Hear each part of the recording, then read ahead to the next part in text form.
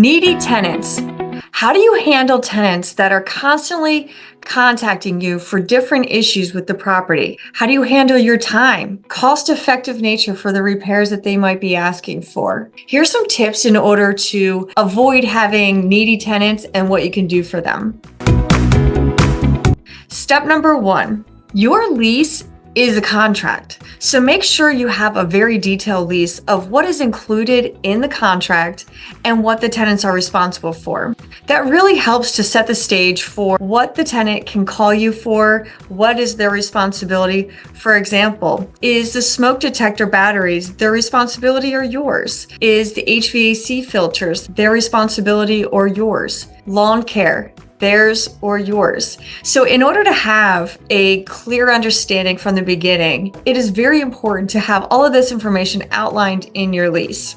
We have our lease that has detailed information, but we've then created a tenant handbook, which goes over detail after detail of all the things that could potentially be an issue with the property.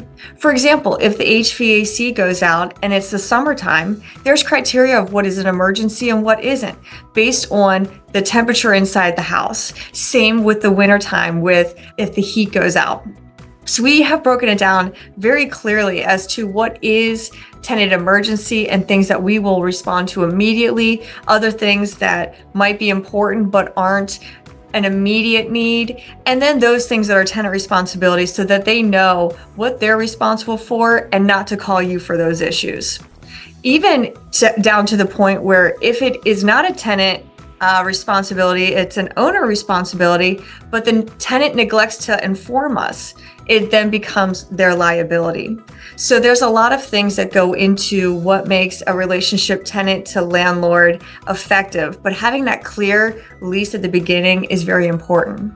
But let's take it a step further. So before we even have the lease in place, that screening process for the tenant really will help in determining what type of tenant you're putting in the property. So make sure you have that criteria in place on who you would accept as an applicant versus who you would deny.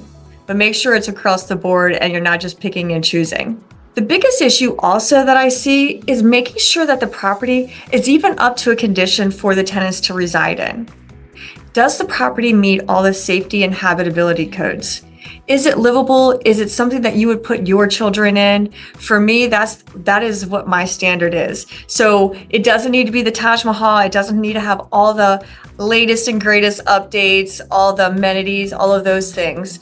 But is it safe enough that I would put my children in there? Does it have all of the things that are needed to make the stay comfortable? And if you can follow those 3 key points, the habitability and safety of the property, screening the tenants up front, and having that clear lease, potentially also even the tenant handbook to go into even further detail, you're setting the stage for a very clear and understandable tenant to landlord relationship. That way, when the tenant does call, it is about something important and it is something that they know and they understand that is the landlord responsibility.